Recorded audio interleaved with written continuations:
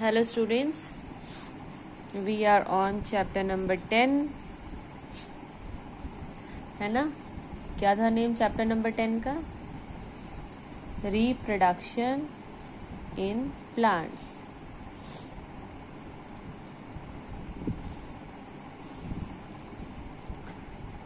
Right. जो chapter हमारा था रिप्रोडक्शन इन प्लांट्स, इसमें हमने क्या किया था? हमने रिप्रोडक्शन का मीनिंग समझा था। Then we have gone through the types of reproduction, asexual and sexual reproduction. उसके अंदर हम सेक्सुअल रिप्रोडक्शन में गए थे, जिसकी 4 टाइप्स थी असेक्सुअल रिप्रोडक्शन की, जिसमें क्या था हमारे पास? बर्डिंग, स्पोर फॉर्मेशन, फ्रैगमेंटेशन और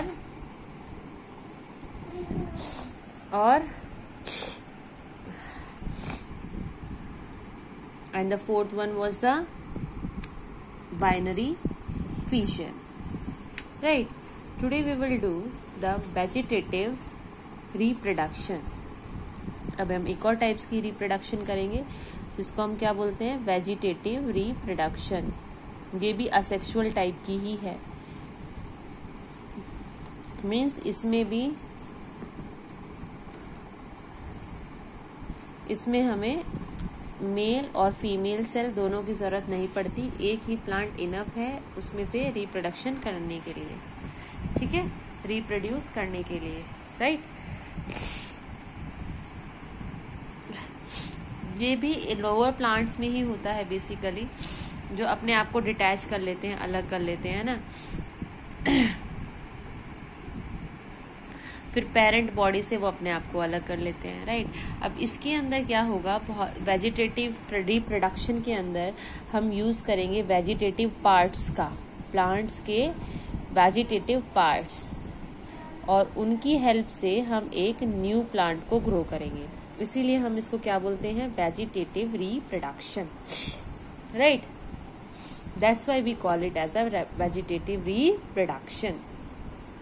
As we use the vegetative part for the reproduction, that's why it is known as the vegetative reproduction. और vegetative part मतलब जैसे तो रूट, स्टेम, किसी प्लांट की रूट या स्टेम का यूज करके हम एक नया प्लांट ग्रो कर लें। मतलब सीड्स के अलावा हम उस प्लांट्स की रूट की हेल्प से एक नया प्लांट ग्रो कर लें। राइट। हम उस प्लांट की स्टेम की हेल्प से एक नया प्लांट ग्रो कर लें।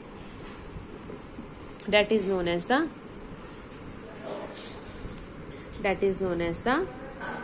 vegetative reproduction. Okay, let us take one by one. ठीक है। अब हम पहले लेते हैं रूट्स, कि हम कौन से प्लांट्स का रूट का यूज करके एक न्यू प्लांट ग्रो कर लेते हैं। जैसे तो गवावा प्लांट। ठीक है। स्वीट पोटैटो, इसमें भी हम रूट का यूज करके एक और प्लांट ग्रो कर लेते हैं। ठीक है। एक होता है दालिया। फाइन। ये एग्जाम्पल्स हैं उन प्लांट्स के जिसमें हम रूट्स का यूज करके एक न्यू प्लांट को ग्रो कर लेते हैं। आपने देखा होगा, ये तो आपने मोस्ट प्रोबेबली देखा ही होगा सभी ने, कि ऐसा नहीं है कि हम कभी भी इनमें से ग्रो कर सकते हैं। ये ग्रो हम तब कर सकते हैं बेटा, तब फेवरेबल कंडीशन होती है। कौन सी कंडीशन होती है? फेवरेबल कंडीशन मीन्स जिनमें ये प्लांट्स जिस टेम्परेचर में, जिस इन्वायरमेंट में ये प्लांट्स अपने आप को बहुत अच्छे से ग्रो कर पाए, जब वो temperature, that temperature is known as the favourable temperature, जब वो टेम्परेचर प्रोड्यूस हो जाता है सराउंडिंग के अंदर, तब हमारे पास ये गवावा, स्वीट पोटैटो, दालिया, ये जो हैं, ये अपने आप को इनके अंदर जो है रिप्रोडक्शन स्टार्ट हो जाती है। कहाँ पे? इनकी रूट्स में। कहाँ पे? Where? On its roots. आपने देखा होगा जो स्वीट पोटैटो होता है, शकरकंदी, आप उसको बाहर रख देते हो, लेकिन तब तक तो वो ठीक रहती है, लेकिन जैसे ही फेवरेबल टेम्परेचर आता है, बहुत ही अच्छा एनवायरनमेंट हो जाता है, ना ज़्यादा सर्दी है ना ज़्यादा गर्मी है, मॉइस्चर भी है एयर के अंदर, तब क्या होता है इसके अंदर से छोटी छोटी जो है ग्रीन ग्रीन कलर की जो है रूट्स निकलने लग जाती है ना, स्टेम्स सी निकलने लग जाती है। तो यानी कि वो जो निकलने लगा है उसके अंदर से वो क्या है, वो एक नया प्लांट ग्रो कर रहा है। अगर आप उसको ग्रो करना चाहते हो फिर उसको उठा के सॉइल के अंदर लगा दो, फिर क्या होगा, बहुत सारे स्वीट पोटैटोज ग्रो होने लग जाएंगे, है ना। तो ये कौन सी क्या पार्ट था ये, this was the vegetative reproduction. Clear बेटा, डाउन। अब हम स्टेम्स देखते हैं कि हम स्टेम्स की हेल्प से क्या क्या ग्रो कर सकते हैं। अब हम स्टेम्स को एज अ वेजिटेटिव पार्ट लेंगे और उसकी हेल्प से जो हम डिफरेंट ऑर्गेनिज्म को ग्रो करेंगे, बेसिकली उसके बेबी प्लांट्स को हम ग्रो करेंगे। Okay, and obviously this is known as the vegetative reproduction by the stem. तो हमारा जो नेक्स्ट पार्ट है that is the vegetative reproduction, vegetative reproduction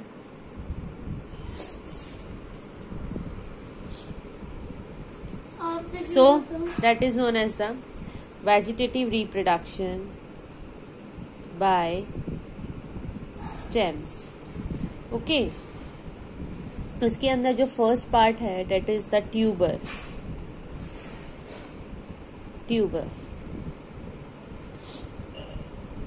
tuber क्या होती है, ऑब्वियसली अब हम स्टेम का पढ़ रहे हैं तो हम स्टेम का ही यूज करेंगे। एक स्टेम की हेल्प से हम दूसरे प्लांट को क्या करेंगे, न्यू इंडिविजुअल को हम ग्रो करेंगे। ठीक है, ट्यूबर क्यों बोला हमने, ट्यूबर इसलिए बोला कि जो स्टेम होती है इसके अंदर वो काफी स्वलन होती है, उसके अंदर काफी क्या होता है, फूड होता है, स्वॉलन स्टेम होती है। बेसिकली अगर आपने देखा हो स्वीट पोटैटो काफी हेल्दी होता है ना, ऐसे मोटा होता है, राइट, है ना। तो ये क्या है, स्टेम है। बेसिकली स्वीट पोटैटो क्या है, एक स्टेम है और ये काफी मोटी है, तो that is known as the swollen stem. और इसके अंदर क्या है, फूड होता है। तो ये क्या है, इसके अंदर फूड स्टोर होता है, फूड स्टोर। और इसके ऊपर क्या होती है बेटा, इसका एग्जाम्पल यहाँ पर पोटैटो भी आता है। पोटैटो आपने देखा होगा, जो पोटैटो होता है, पोटैटो के ऊपर ऐसे डिप्रेशंस होते हैं, होल्स होते हैं ना, डिफरेंट डिफरेंट कलर के होल्स नहीं, ये बेसिकली मार्क होते हैं, आईज, इनको हम क्या बोलते हैं, आईज। इन्हीं आईज से क्या होता है, एक स्मॉल स्मॉल बर्ड निकलने लग जाती है, ऐसे छोटे छोटे प्रोजेक्शंस देखा होगा ना आपने, व्हाइट व्हाइट कलर का, ग्रीन ग्रीन कलर का, है ना। तो बेसिकली क्या हो रहा है, उसके अंदर से एक न्यू इंडिविजुअल ग्रो कर रहा है। अगर आपको चेक करना है तो आप चेक कर सकते हो, एक पोटैटो उठा के बाहर रख दो, वो उसको छोड़ दो, थोड़े टाइम के बाद, आप कुछ दिनों के बाद आप क्या देखोगे, उसमें दिन लगेंगे बहुत सारे, राइट।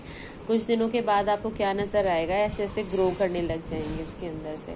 तो बेसिकली ये एक स्टेम है, स्टेम के अंदर से एक न्यू प्लांट ग्रो करने लगा है, किसका, पोटैटो का। So it is known as the vegetative reproduction. अगर आप इस पोटैटो को उठा के अब सॉइल में ग्रो प्लांट कर दोगे तो क्या होगा, एक न्यू, बहुत सारे इसके अंदर से जितने स्मॉल स्मॉल प्रोजेक्शन निकल रहे हैं इसके अंदर से, इतने प्लांट्स जो हैं पोटैटो के ग्रो हो जाएंगे। क्लियर। ये तो हमारा क्या था, ट्यूबर। ट्यूबर में हमने दो एग्जांपल लिए हैं यहाँ पर, एक पोटैटो का मैंने समझाया and the second one is the sweet potato. Okay, अब हम एक सेकंड एग्जांपल लेते हैं। ट्यूबर तो हमने कर लिया स्टेम में ही, अब एक होता है क्या, राइजोम। क्या, राइजोम।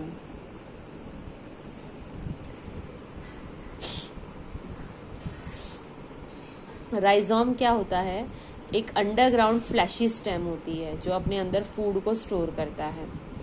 बहुत सारा उसके अंदर क्या होता है, फूड होता है। और लेकिन ये होता कहाँ पे है बच्चे? It grows under the underground. ये कैसा होता है? अंडरग्राउंड होता है, जमीन के नीचे होता है। ओके, इसके अंदर भी बहुत सारी नोड्स होती हैं, अलग अलग ऐसे ये होते हैं, डॉट्स होते हैं इसके ऊपर भी, इनको हम बोलते हैं नोड्स। नोड्स होती हैं, फिर वो बर्ड्स में क्रिएट होती हैं और फिर वो अपने आप को एक नए प्लांट में ग्रो कर लेती हैं। इसका जो एग्जाम्पल आएगा बच्चा, that example is known as the ginger. क्या होगा वो एग्जाम्पल? जिंजर। ठीक है, जो जिंजर है, जिंजर में रिप्रोडक्शन कैसी होती है? राइजोम मेथड से होती है। और क्या आएगा इसके अंदर? टर्मरिक, हल्दी। टर्मरिक प्लांट भी ऐसे ही ग्रो होता है, बनाना प्लांट भी ऐसे ही ग्रो होता है। क्लियर? तो this is all about the rhizome. Clear? Let us take another one, that is the bulb। ये भी ऑब्वियसली स्टेम ही है, क्योंकि हम स्टेम का ही पार्ट पढ़ रहे हैं, रिप्रोडक्शन। लेकिन बल्ब, अब स्टेम के ऊपर क्या होगा? फ्लैशी स्टेम होगी। उसके ऊपर क्या होगा? फ्लैशी मतलब क्या? उसके अंदर बहुत सारा स्टोर फूड हो जाना। ठीक है, फिर उसके ऊपर ना ऐसे स्केल्स होते हैं, लाइन्स होती हैं, और वो स्केल्स क्या करते हैं? न्यू प्लांट में ग्रो करने लग जाते हैं। यानी कि जैसे ही फेवरेबल कंडीशन आती है, वो स्केल्स क्या करने लग जाते हैं? ग्रो करने लग जाते हैं। ऐसा किसके अंदर होता है? आपने अनियन देखा होगा, अनियन, प्याज, है ना?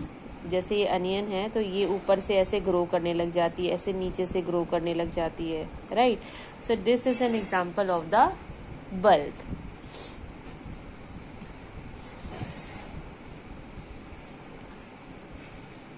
क्लियर? सो ये सभी के सभी क्या हैं? Stem. What are they? They all are stem. हमने क्या पढ़ा है? वेजिटेटिव रिप्रोडक्शन, जिसमें हमने वेजिटेटिव पार्ट से एक नया प्लांट को ग्रो करेंगे। First of all we have taken the roots. Roots की हेल्प से हमने और प्लांट्स ग्रो करे हैं, राइट? और फिर हमने लिया स्टेम। स्टेम की हेल्प से भी हमने प्लांट्स ग्रो किए हैं। क्लियर बेटा? सो this is all about the vegetative reproduction. Now कुछ प्लांट्स ऐसे होते हैं जो लीफ से रिप्रोड्यूस करते हैं, यानी कि लीफ है ये, और लीफ के कॉर्नर में एक स्मॉल लीफ धीरे धीरे और ग्रो करने लग जाती है। यहाँ से और लीफ के अंदर से जो है और लीफ ग्रो करने लग जाएंगी उसके कॉर्नर से, और फिर वो लीफ ग्रो करने लग जाएंगी अलग से, और एक अलग से प्लांट बनना स्टार्ट हो जाएगा। तो ये भी क्या है? वेजिटेटिव रिप्रोडक्शन, लेकिन किसकी हेल्प से? लीफ की हेल्प से, राइट? इसका एग्जाम्पल अगर हम ले तो हम बोल सकते हैं इसमें sprout leaf plant. It's example is the sprout leaf plant. So here we have used the vegetative part as a leaf to grow a new plant. So these methods are known as the vegetative reproduction. लेकिन ये कौन से हैं? Natural method. इसमें human being को ऐसा कुछ नहीं करना पड़ा इसकी ग्रोथ के लिए, अपने आप नेचुरली ही नेचर की हेल्प से इन्होंने क्या कर दी? Start reproduction. अब कुछ मेथड्स ऐसे भी हैं जिसमें हम बोल सकते हैं they are known as the artificial methods. Means होंगे नेचुरली, बट कुछ हम उसमें ह्यूमन बीइंग जो है कुछ अपना रोल प्ले करेगा, उनको हेल्प करेगा ग्रो करने के अंदर। That is known as the artificial method. So अब हम करेंगे कुछ आर्टिफिशियल मेथड।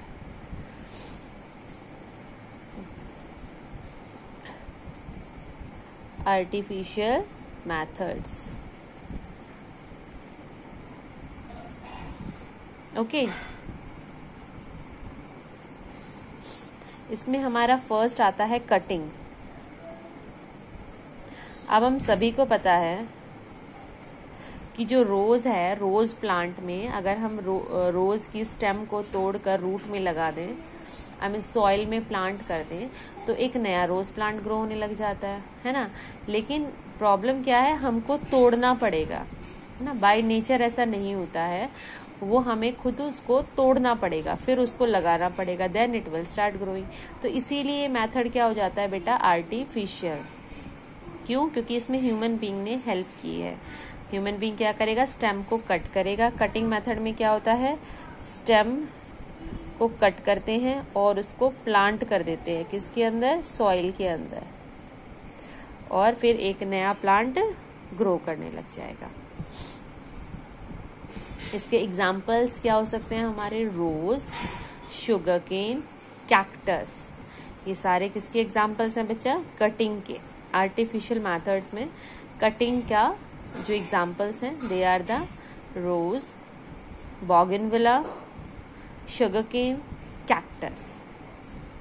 ये किस मेथड से ग्रो करते हैं, they grow by the artificial method. और कौन सा process, cutting process, right. And now the second process is the layering.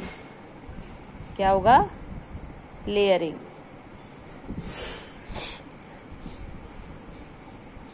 इसमें क्या होगा कि ये एक प्लांट है, सपोज ये इसकी रूट्स हैं and this is a plant, ठीक है, ये प्लांट है।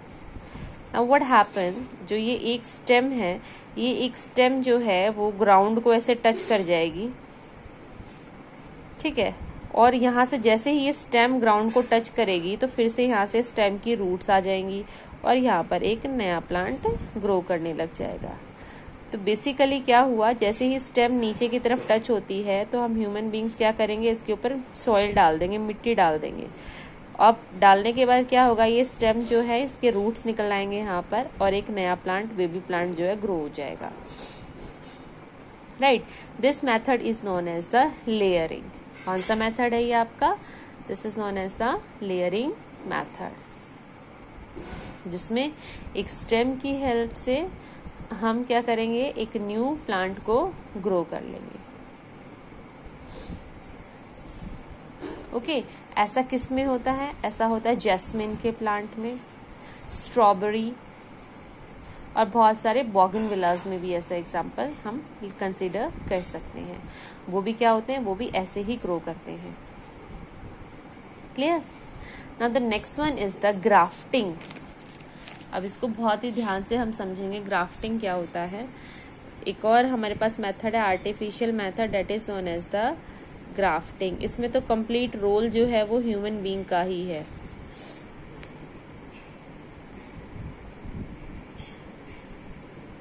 Let us see what happen in it. ये हमारा पॉट है, ठीक है, इसके अंदर हमारे पास एक प्लांट है। स्पेशली मैं स्टेम सिर्फ ग्रो कर रही हूँ, उसकी लीव्स कट कर दी हैं। अब क्या किया है, ग्राफ्टिंग के अंदर हमने इसको यहाँ से ऐसे टेढ़ा कट कर दिया है, ठीक है। फिर मेरे पास एक और ऐसा प्लांट है, फिर इस प्लांट को भी मैंने ऐसे टेढ़ा कट कर दिया है और कट करके उसके पीस को हटा दिया है। अब ध्यान से सुनो, ये जो ऊपर वाला पार्ट है इसको हम बोलते हैं क्या, scion, and the lower part is known as the stock. अब इसके सीऑन को हटाकर दूसरे प्लांट के स्टॉक पे मैंने चिपका दिया और यहाँ पर एक कपड़ा या फिर एक रस्सी बांध दी, ठीक है, समझ में आया। एक प्लांट है उसका मैंने सीऑन और बीच से कट कर दिया, अपर पार्ट को सीऑन बोलते हैं, the lower part is known as the stock. फिर मैंने दूसरा ही उसी के जैसा प्लांट लिया, उसका मैंने क्या किया, इसका सीऑन इसके स्टॉक पे अटैच कर दिया, राइट, और इसको यहाँ पे रैप कर दिया। After few days what happen, अगर मैं इस रैप को हटा दूंगी तो ये इससे प्रॉपरली ज्वाइन हो जाएगा और एक नया प्लांट यहाँ पर ग्रो करने लग जाएगा। बेसिकली ऐसा होता है बेटा फ्रूट के प्लांट्स में। किसमें होता है, फ्रूट्स में। क्यों, क्योंकि बहुत बार ऐसा होता है कि भी आपने देखा हो ग्रेप्स की क्वालिटी होती है, किसी कोई ग्रेप्स बहुत मीठे होते हैं, कोई बहुत खट्टे होते हैं, है ना। जब हम चाहते हैं कि हम मीठे ग्रेप्स चाहते हैं, लेकिन इस लेट अस से कि ये ग्रेप्स का ही प्लांट है, ये बहुत ही स्वीट है, इसका टेस्ट बहुत ही मीठा है, लेकिन ये जो ग्रेप्स का प्लांट है इसका साइज बहुत बड़ा है, तो मुझे साइज बड़ा भी चाहिए और लेकिन मीठा चाहिए। तो मैंने क्या किया, इसके सियोन को लगाकर इस पे अटैच कर दिया, जिससे क्या हुआ, दोनों के फीचर इसके अंदर ग्रो हो गए। मतलब अब ये इस यहाँ पर जो ग्रेप्स ग्रो करेंगे वो साइजेस में भी बड़े होंगे एंड वो मीठे भी होंगे। क्लियर और नॉट, है ना, कितनी अच्छी चीज हो गई ये। This is known as the grafting, और ये हम करते हैं ऑर्नामेंटल प्लांट्स में और फ्रूट के प्लांट्स में। हम बेसिकली ग्राफ्टिंग मेथड से ही क्या कराते हैं, reproduction. I hope this is all clear to you, right? है ना बेटा। अब हम अगेन आगे का एग्जाम्पल लेते हैं, that is the last one, that is the tissue culture. अब लास्ट टॉपिक हमारा आर्टिफिशियल मेथड में रह गया है and that is known as the tissue culture. So what is actually a tissue culture? In tissue culture, it is a latest technique for the vegetative reproduction. ये एक technical काम हम करेंगे इसके अंदर। Let us see what happen here. और इस type को हम बोलते हैं हॉर्टिकल्चर, ठीक है। And this is done by the horticulturist, in which they take the various seeds और plants and they put research on it which is good quality. They take those seeds to form the baby plant. Let us see what actually happened. So our last part is the tissue culture.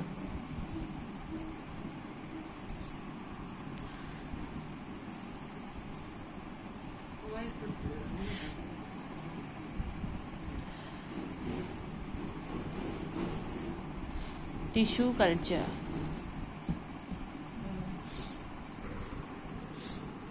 So in tissue culture is a latest technology.